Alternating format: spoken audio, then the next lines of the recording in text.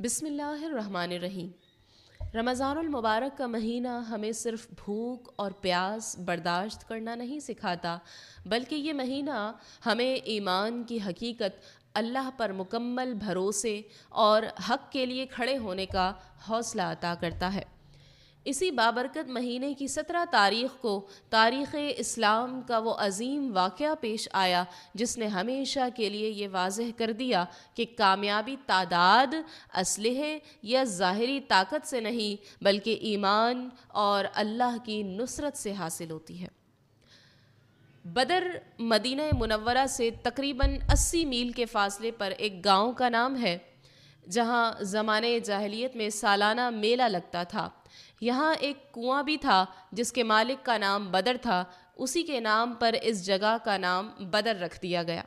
اسی مقام پر جنگ بدر کا وہ عظیم معرکہ ہوا جس میں کفار قریش اور مسلمانوں کے درمیان سخت خون ریزی ہوئی اور مسلمانوں کو 2 عظیم الشان فتح مبین نصیب ہوئی، جس کے بعد اسلام کی عزت و اقبال کا پرچم اتنا سربلند ہو گیا کہ کفار قریش کی عظمت و شوکت بالکل خاک ہی میں مل گئی۔ اللہ تعالیٰ نے جنگ بدر کے دن کا نام یوم الفرقان رکھا۔ قرآن مجید میں فرمایا وَلَقَدْ نَصَرَكُمُ اللَّهُ بِبَدْرٍ وَأَنْتُمْ أَذِلَّةٌ فَاتَّقُوا اللَّهَ لَعَلَّكُمْ تَشْكُرُونَ، اور بے شک اللہ نے بدر میں تمہاری مدد کی جب تم بالکل بے سر و سامان تھے، تو اللہ سے ڈرتے رہو تاکہ تم شکر گزار بن جاؤ۔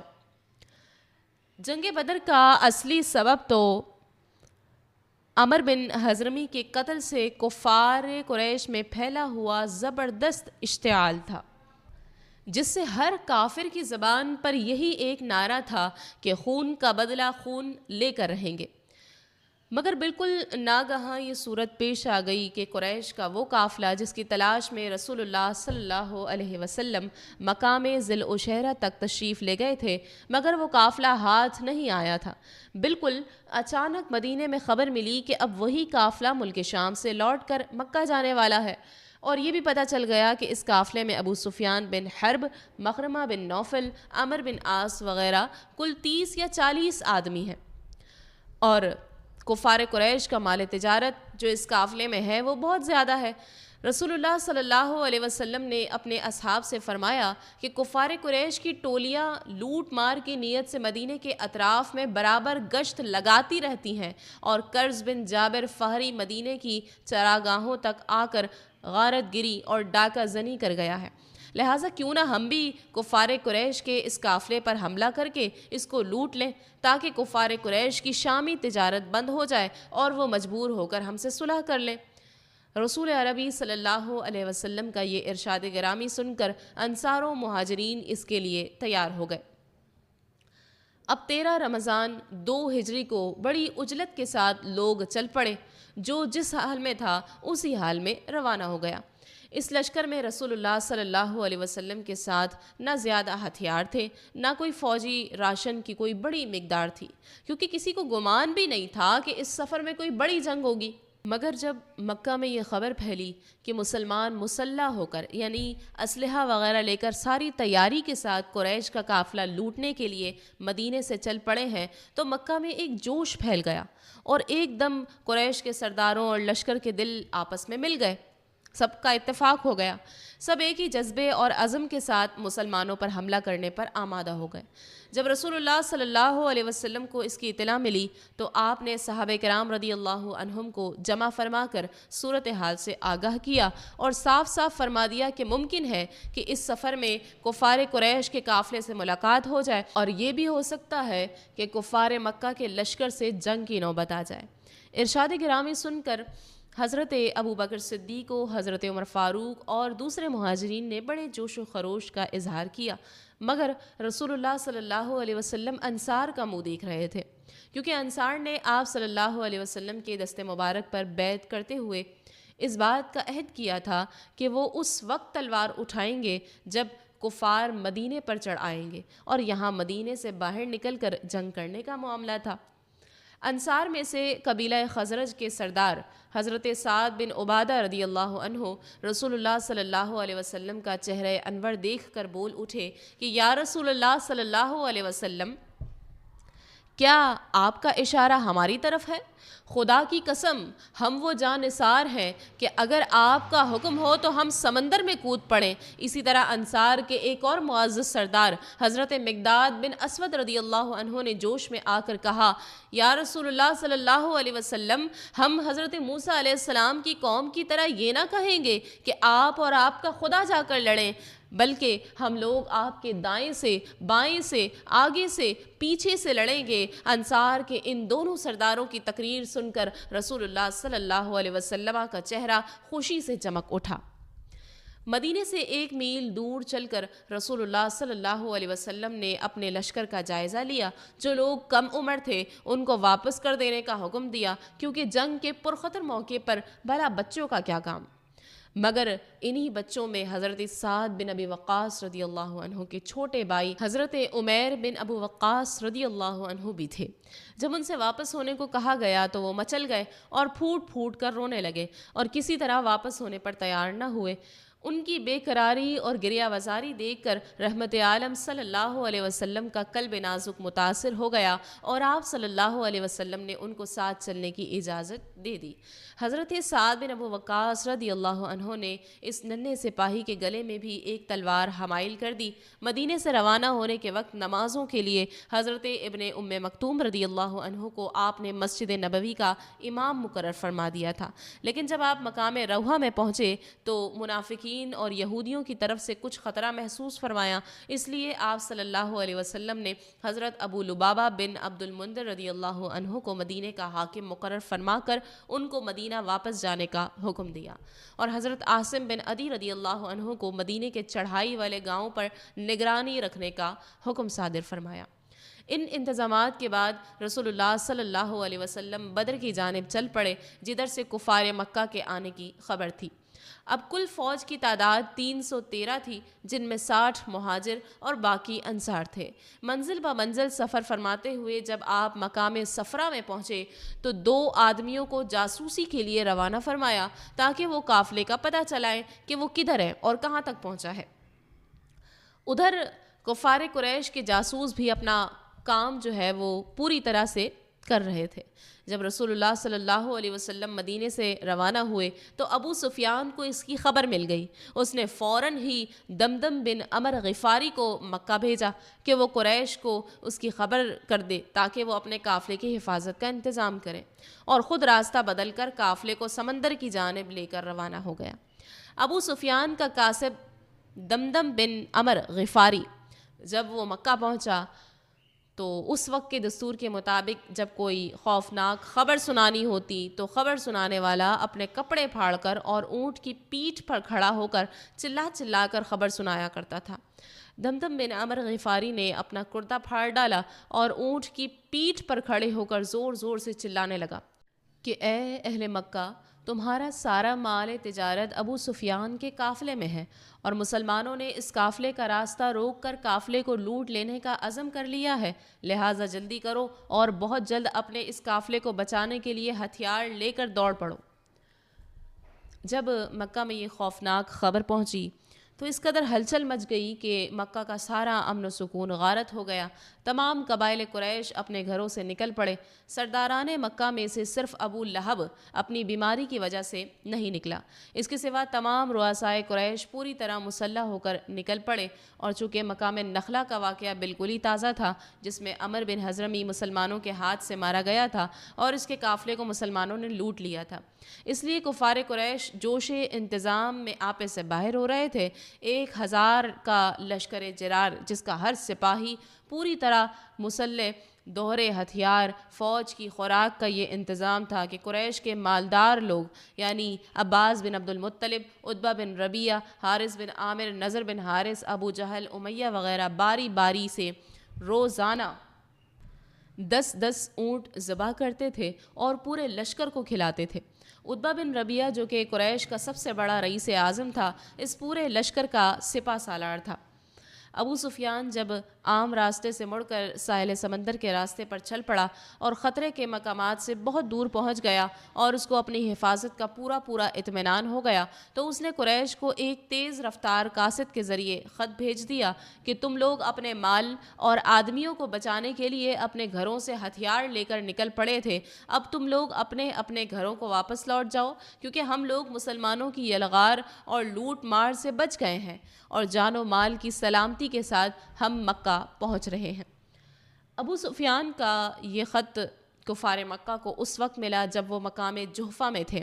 خط پڑھ کر قبیلہ بنو زہرہ اور قبیلہ بنو عدی کے سرداروں نے کہا کہ اب مسلمانوں سے لڑنے کی کوئی ضرورت نہیں ہے، لہٰذا ہم لوگوں کو واپس لوٹ جانا چاہیے۔ یہ سن کر ابو جہل بگڑ گیا اور کہنے لگا کہ ہم خدا کی قسم اسی شان کے ساتھ بدر تک جائیں گے، وہاں اونٹ ذبح کریں گے اور خوب کھائیں گے، کھلائیں گے، شراب پئیں گے، ناچ رنگ کی محفلیں جمائیں گے، تاکہ تمام قبائل عرب پر ہماری عظمت اور شوکت کا سکہ بیٹھ جائے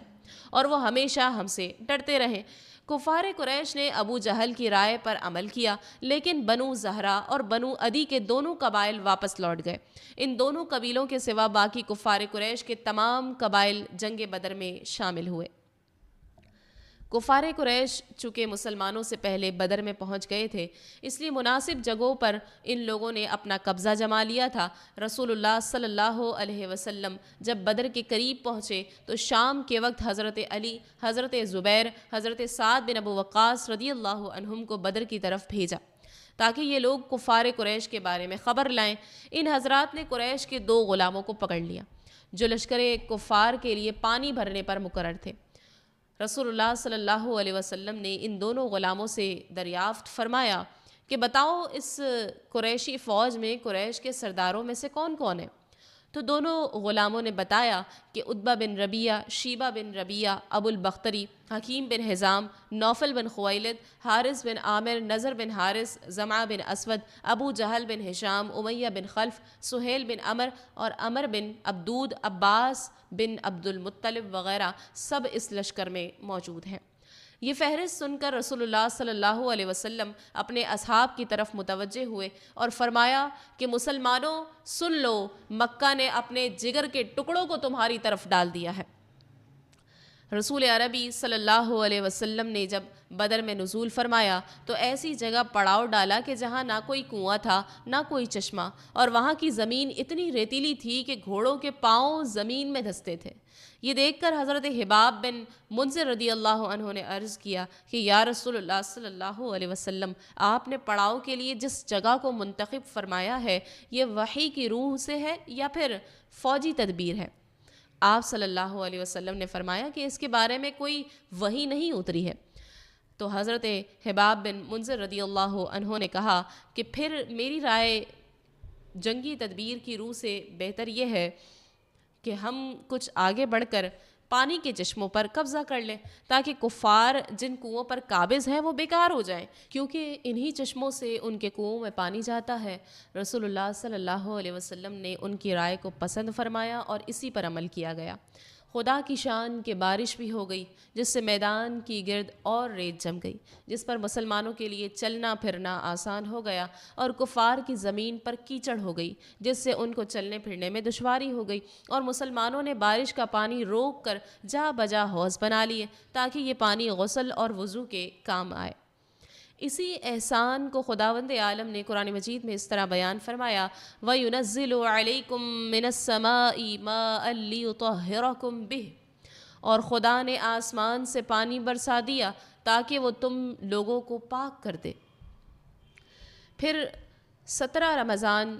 2 ہجری جمعے کی رات تھی، تمام فوج تو آرام و چین کی نیند سو رہے تھے، مگر ایک سرور کائنات صلی اللہ علیہ وسلم کی ذات تھی جو ساری رات خداوند عالم سے لو لگائے دعا میں مصروف تھی۔ صبح نمودار ہوئی تو آپ صلی اللہ علیہ وسلم نے لوگوں کو نماز کے لیے بیدار فرمایا، پھر نماز کے بعد قرآن کی آیات جہاد سنا کر ایسا لرزہ خیز اور ولولہ انگیز واز فرمایا کہ مجاہدین اسلام کی رگوں کے خون کا قطرہ قطرہ جوش و خروش کا سمندر بن کر طوفانی موجیں مارنے لگا اور لوگ میدان جنگ کے لیے تیار ہونے لگے۔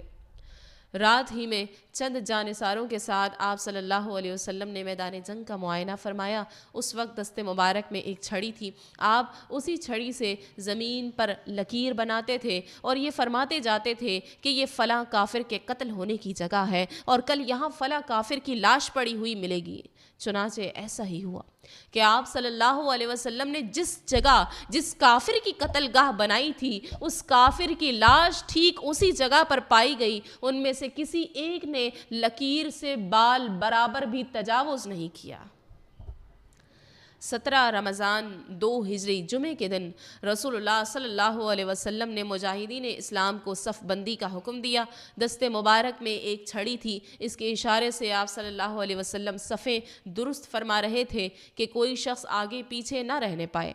اور یہ بھی حکم فرما دیا کہ بجز ذکر الہی کے کوئی شخص کسی قسم کا کوئی شور و غل نہ مچائے۔ اب وہ وقت ہے کہ میدان بدر میں حق و باطل کی دونوں صفیں ایک دوسرے کے سامنے کھڑی ہیں۔ قرآن اعلان کر رہا ہے کہ قد کان لکم آیۃ فی فئتین التقطا فئۃ تقاتل فی سبیل اللہ واخری کافرہ، بے شک تمہارے لیے ان دونوں گروہوں میں بڑی نشانی ہے جنہوں نے آپس میں جنگ کی، ان میں ایک گروہ تو اللہ کی راہ میں لڑ رہا تھا اور دوسرا گروہ کافروں کا تھا۔ رسول عربی صلی اللہ علیہ وسلم مجاہدین اسلام کی صف بندی سے فارغ ہو کر مجاہدین کی قرارداد کے مطابق اپنے اس چھپر میں تشریف لے گئے جس کو صحابہ کرام نے آپ کی نشست کے لیے بنا رکھا تھا۔ اب اس چھپر کی حفاظت کا سوال بہت اہم تھا، کیونکہ کفار قریش کے حملوں کا اصل نشانہ رسول اللہ صلی اللہ علیہ وسلم ہی کی ذات تھی۔ کسی کی ہمت نہیں پڑتی تھی کہ اس چھپر کا پہرا دے، لیکن اس موقع پر بھی آپ صلی اللہ علیہ وسلم کے یار غار حضرت ابو بکر صدیق رضی اللہ عنہ کی قسمت میں یہ سعادت لکھی تھی کہ وہ تلوار لے کر اس جھوپڑی کے پاس ڈٹے رہے، اور سعد بن معاذ رضی اللہ عنہ بھی چند انصاریوں کے ساتھ اس چھپر کے گرد پہرا دیتے رہے۔ حضور سرور عالم صلی اللہ علیہ وسلم اس نازک گھڑی میں جناب باری سے لو لگائے گریہ وزاری کے ساتھ کھڑے ہو کر ہاتھ پھیلائے یہ دعا مانگ رہے تھے کہ خداوند تو نے مجھ سے جو وعدہ فرمایا ہے آج اسے پورا فرما دے۔ آپ پر اس قدر رقت اور محویت طاری تھی کہ جوش گریہ میں چادر مبارک دوش انور سے گر پڑتی تھی، مگر آپ کو خبر نہیں ہوتی تھی۔ کبھی آپ سجدے میں سر رکھ کر اس طرح دعا مانگتے کہ الہی اگر یہ چند نفوس ہلاک ہو گئے تو پھر قیامت تک روئے زمین پر تیری عبادت کرنے والے نہ رہیں گے۔ اور آپ کی زبان مبارک پر اس آیت کا ورد جاری تھا، سَيُهْزَمُ الْجَمْعُ وَيُوَلُّونَ الدُّبُرَ، ان قریب سب بھگا دیے جائیں گے اور وہ پیٹھ پھیر دیں گے۔ آپ اس آیت کو بار بار پڑھتے رہے جس میں فتح مبین کی بشارت کی طرف اشارہ تھا۔ جنگ کی ابتدا اس طرح ہوئی کہ سب سے پہلے عامر بن حضرمی جو اپنے مقتول بھائی عمر بن حضرمی کے خون کا بدلہ لینے کے لیے بے قرار تھا، جنگ کے لیے وہ آگے بڑھا۔ اس کے مقابلے کے لیے حضرت عمر رضی اللہ عنہ کے غلام حضرت مبی رضی اللہ عنہ میدان میں نکلے اور لڑتے ہوئے شہادت سے سرفراز ہو گئے۔ پھر حضرت حارثہ بن سراقہ انصاری رضی اللہ عنہ حوض سے پانی پی رہے تھے کہ ناگہاں ان کو کفار کا ایک تیر لگا اور وہ بھی شہید ہو گئے۔ حضور اقدس صلی اللہ علیہ وسلم نے جب جوش جہاد کا آغاز فرماتے ہوئے یہ ارشاد فرمایا کہ مسلمانوں اس جنت کی طرف بڑھے چلو جس کی چوڑائی آسمان و زمین کے برابر ہے، تو حضرت عمیر بن حمام انصاری رضی اللہ عنہ بول اٹھے کہ یا رسول اللہ صلی اللہ علیہ وسلم کیا جنت کی چوڑائی زمین و آسمان کے برابر ہے؟ آپ نے فرمایا کہ ہاں۔ یہ سن کر حضرت عمیر رضی اللہ عنہ نے کہا واہ واہ۔ آپ نے دریافت فرمایا کہ کیوں اے عمیر تم نے واہ واہ کس لیے کہا؟ عرض کیا یا رسول اللہ صلی اللہ علیہ وسلم فقط اس امید پر کہ میں بھی جنت میں داخل ہو جاؤں۔ آپ صلی اللہ علیہ وسلم نے خوشخبری سناتے ہوئے ارشاد فرمایا کہ اے عمیر تو بے شک جنتی ہے۔ حضرت عمیر رضی اللہ عنہ اس وقت کھجوریں کھا رہے تھے، یہ خوشخبری سنی تو مارے خوشی کے کھجوریں پھینک کر کھڑے ہو گئے اور ایک دم کفار کے لشکر پر تلوار لے کر ٹوٹ پڑے اور جاں بازی کے ساتھ لڑتے ہوئے شہید ہو گئے۔ اسی طرح یہ جنگ جاری رہی اور مسلمانوں کے مقابلے میں کفار قتل کیے جاتے رہے، اور اسی لڑائی میں مسلمان بھی شہید ہوئے۔ مسلمانوں کی کم تعداد کی بنا پر اللہ تعالیٰ نے فرشتوں کے ذریعے آپ کی مدد فرمائی۔ جنگ بدر میں اللہ تعالیٰ نے مسلمانوں کی مدد کے لیے آسمان سے فرشتوں کا لشکر اتار دیا تھا۔ پہلے 1000 فرشتے آئے، پھر 3000 ہو گئے، اس کے بعد 5000 ہو گئے۔ خوب جب گھمسان کا رن پڑا تو فرشتے کسی کو نظر نہیں آتے تھے، مگر ان کے حرب و ضرب کے اثرات صاف نظر آتے تھے۔ بعض کافروں کی ناک اور منہ پر کوڑوں کی مار کا نشان پایا جاتا تھا، کہیں بغیر تلوار مارے سر کٹ کر گرتا نظر آتا تھا۔ یہ آسمان سے آنے والے فرشتوں کی فوج کے کارنامے تھے۔ کفار نے ہتھیار ڈال دیے۔ عتبہ، شیبہ، ابو جہل وغیرہ کفار قریش کے سرداروں کی ہلاکت سے کفار مکہ کی کمر ٹوٹ گئی اور ان کے پاؤں اکھڑ گئے اور وہ ہتھیار ڈال کر بھاگ کھڑے ہوئے، اور مسلمانوں نے ان لوگوں کو گرفتار کرنا شروع کر دیا۔ اس جنگ میں کفار کے 70 آدمی قتل اور 70 آدمی گرفتار ہوئے، باقی اپنا سامان چھوڑ کر فرار ہو گئے۔ اس جنگ میں کفار مکہ کو ایسی زبردست شکست ہوئی کہ ان کی عسکری طاقت ہی فنا ہو گئی۔ کفار قریش کے بڑے بڑے نامور سردار جو بہادری اور فن سپاہ گیری میں یکتائے روزگار تھے، ایک ایک کر کے سب موت کے گھاٹ اتار دیے گئے۔ ان ناموروں میں عتبہ، شیبہ، ابو جہل، ابو البختری، زمعہ، عاص بن ہشام، امیہ بن خلف، منبع بن حجاج، عقبہ بن ابو معیط، نضر بن حارث وغیرہ قریش کے سرتاج تھے، یہ سب مارے گئے۔ جنگ بدر میں کل 14 مسلمان شہادت سے سرفراز ہوئے، جن میں سے 6 مہاجر تھے اور 8 انصار۔ رسول اللہ صلی اللہ علیہ وسلم کا ہمیشہ سے یہ رد عمل رہا کہ جہاں کبھی کوئی آپ نے لاش دیکھی تو آپ صلی اللہ علیہ وسلم اس کو دفن کروا دیتے تھے۔ لیکن جنگ بدر میں قتل ہونے والے کفار چونکہ تعداد میں بہت زیادہ تھے، سب کو الگ الگ دفن کرنا ایک دشوار کام تھا، اس لیے تمام لاشوں کو آپ صلی اللہ علیہ وسلم نے بدر کے ایک گڑھے میں ڈال دینے کا حکم فرمایا۔ صحابہ کرام رضی اللہ عنہم نے تمام لاشوں کو گھسیٹ گھسیٹ کر گڑھے میں ڈال دیا۔ امیہ بن خلف کی لاش پھول گئی تھی، صحابہ کرام نے اس کو گھسیٹنا چاہا تو اس کے اعضاء الگ الگ ہونے لگے، اس لیے اس کی لاش وہیں مٹی میں دبا دی گئی۔ فتح کے بعد 3 دن تک رسول اللہ صلی اللہ علیہ وسلم نے بدر میں قیام فرمایا، پھر تمام اموال غنیمت اور کفار قیدیوں کو ساتھ لے کر روانہ ہوئے۔ جب وادی صفرا میں پہنچے تو اموال غنیمت کو مجاہدین کے درمیان تقسیم فرمایا۔ جب حضرت عثمان غنی رضی اللہ عنہ کی زوجہ محترمہ حضرت بی بی رقیہ رضی اللہ عنہا جو رسول اللہ صلی اللہ علیہ وسلم کی صاحبزادی تھی، جنگ بدر کے موقع پر آپ بیمار تھیں، اس لیے رسول اللہ صلی اللہ علیہ وسلم نے حضرت عثمان غنی رضی اللہ عنہ کو صاحبزادی کی تیمارداری کے لیے مدینے میں رہنے کا حکم دے دیا تھا، اس لیے وہ جنگ بدر میں شامل نہ ہو سکے، مگر رسول اللہ صلی اللہ علیہ وسلم نے مال غنیمت میں سے ان کو مجاہدین بدر کے برابر ہی حصہ دیا اور ان کے برابر ہی اجر و ثواب کی خوشخبری بھی دی، اس لیے حضرت عثمان غنی رضی اللہ عنہ کو بھی اصحاب بدر کی فہرست میں شمار کیا جاتا ہے۔ رسول اللہ صلی اللہ علیہ وسلم نے فتح کے بعد حضرت زید بن حارثہ رضی اللہ عنہ کو فتح مبین کی خوشخبری سنانے کے لیے مدینہ بھیج دیا تھا۔ حضرت زید بن حارثہ رضی اللہ عنہ یہ خوشخبری لے کر جب مدینہ پہنچے تو تمام اہل مدینہ جوش مسرت کے ساتھ رسول اللہ صلی اللہ علیہ وسلم کی آمد کے انتظار میں بے قرار رہنے لگے، اور جب تشریف آوری کی خبر پہنچی تو اہل مدینہ نے آگے بڑھ کر مقام روحہ میں آپ کا پرجوش استقبال کیا۔ جو صحابہ کرام رضی اللہ عنہم جنگ بدر کے جہاد میں شریک ہو گئے وہ تمام صحابہ میں ایک خصوصی شرف کے ساتھ ممتاز ہیں، اور ان خوش نصیبوں کے فضائل میں ایک بہت ہی عظیم الشان فضیلت یہ ہے کہ ان سعادت مندوں کے بارے میں رسول اللہ صلی اللہ علیہ وسلم نے فرمایا کہ بے شک اللہ تبارک و تعالی اہل بدر سے واقف ہے، اور اس نے یہ فرما دیا ہے کہ تم اب جو عمل چاہو کرو، بلا شبہ تمہارے لیے جنت واجب ہو چکی ہے، یا یہ فرمایا کہ میں نے تمہیں بخش دیا ہے۔ تو عزیز سامعین کرام، غزوہ بدر ہمیں آج بھی یہ سکھاتا ہے کہ اصل قوت ہتھیاروں میں نہیں بلکہ ایمان میں ہے۔ جب مسلمان اللہ کے حکم کے تابع ہو جائیں، آپس کے اختلافات چھوڑ دیں اور حق کے لیے متحد ہو جائیں تو اللہ کی مدد ان کے ساتھ ہوتی ہے، جیسے بدر میں ہوئی۔ اور یہ واقعہ امت کے لیے ایک آئینہ ہے کہ عزت، غلبہ اور کامیابی صرف اللہ کی اطاعت میں ہے۔ یہی بدر کا پیغام ہے اور یہی ہماری نجات کا راستہ۔